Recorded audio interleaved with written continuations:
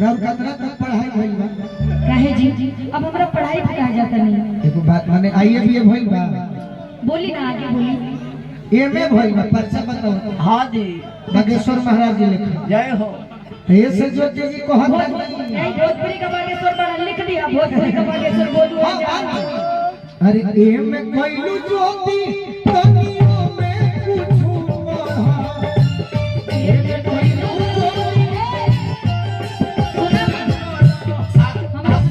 एमए कइला बाबू ना भाई बाबू बोले तो हम रोकत नहीं रोकत नहीं भाई जैसा गाना चलता ना तो हमरा के कह ले तो कह ले कहा तोरो तनी से पेटवा भर गया। एमए कइलू ज्योति अरे तनियो में कुछु पढ़ा अरे जवानी वाली सीढ़ी तोनी फान फान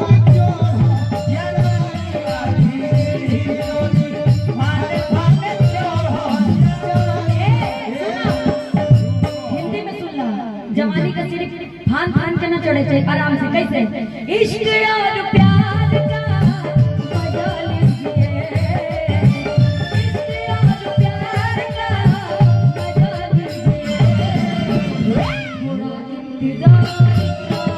मजा लीजिए थोड़ा इंतजार का मजा लीजिए दिल में करार का दिल में करार का मजा लीजिए इंतजार का मजा लीजिए थोड़ा इंतजार कोई भी काम ना फाल फान के कैसे हो यार। एक हमारे फाल फान के गिर जाई तो मुंह टूट जाएगा। एक मेरे समाज के भाई हैं अच्छा जो भी जेल में है जिनका नाम है मनीष कश्यप। अच्छा वो जब भी पुल गिरता था ना कम दिनों में तो मीडिया के लोगों से जनता से पूछते थे कि मैं इनको रेलू कि न रेलू। सही बात। अच्छा तो आप मतलब मेरे लिए इन लोगों से ये बात बोलेंगे सोच समझ के बयान। मैं उनको याद कर रहा हूँ। अच्छा। कि काफी दिन हो गया जाने तो नहीं था तो और भावना के नहीं मैं जाता। उनका सपोर्ट कर रहा हूँ। मैं आपके बारे में नहीं कहा। यही तो गलती है यही तो गलती है कि आप लोग गलत समझ लेते हो। नहीं नहीं बोलूंगा नहीं, जाके। ऐसे आपको लगता है कि मैं आपको कभी गलत समझ सकती हूँ? मैं उनका सपोर्ट कर रहा हूँ कि काफी दिन हो नहीं गया नहीं बिल्कुल एक चीज और मेरे मैं- भाई बहुत दिनों से अंदर है उनको छुड़ाया जाए। ब्याज से एक बात और बोलो देखा जिकर सम्मान हम करीला अगर तू दो चार गो बात हमरा के बोलियो दे बना हाँ। तब हम तार सम्मान दे। और जहाँ प्यार होला उधर झगड़ा होला। सही नहीं बात। झगड़ा नहीं करना चाहिए। ये तोहस में आकर के झगड़ा ना करो उसका मजा ये देखो। बोली वो पूछते थे कि ये पुल गिर गया मैं इनको क्लास लगाऊं करना चाहे जो भी। अच्छा तो हाँ मुझे गाना याद आया है। अरे वो हम जाने तो नहीं कर चला ना गाओ गा के करो बनवलू हो और तो हरा बनवली हो जजरवा बाबू। अच्छा तनिका को मैं बोला रखा दिलवा पे काबू जतरवा के जगह पर गाओ। हमें तनिका वो जतरवा मने में उसे हो जाए कि केता हर बनवा भतरवा है तो सही करो ना ये हम कहनी है यार ना हो जाई। अरे देखो प्यारा ना हुई। एक मिनट दोस्तों हो जाए। सुनिए ना भतार को लोग गलत समझते हैं लेकिन पहले के जमाने में आप अवार्ड भी उठा के देख लीजिए उसमें भी भरतार शब्द यूज हुआ है। ये सच्चाई है। अरे बगल में- सोचे वाली बात है। हम कहनी हम तैयारवा हम तारा के जाने तो नहीं तू का कहबा तू का कहबा हम तारा के के करो बनवलू हो बोलो अरे मोहनिया ये गोरी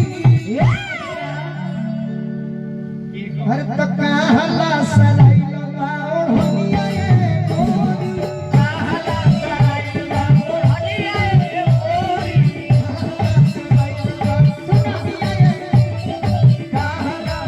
तू देख देख के गाओ हम का कहब कि तोहरा बनवले हो और मोहनिया बाबू। सिटी तू के देख के गाओ हम बना के गाए कि तोहरा बनवले हो और मोहनिया बाबू। अच्छा दिलवा पे रखत नहीं कहबो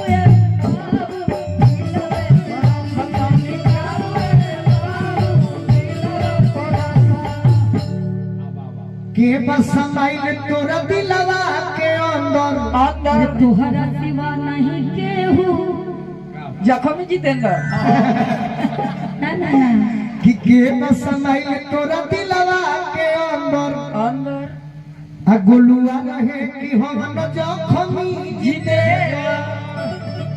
का कहू हमरा पढ़िए के गावे के पड़ला ज्योति जी नहीं डाउट लागे झूठ भइल मोर तनिया चाकुर गुड़ और दिहला झूठा रे जवन बाबू बाबा दिलवा पे रखत निये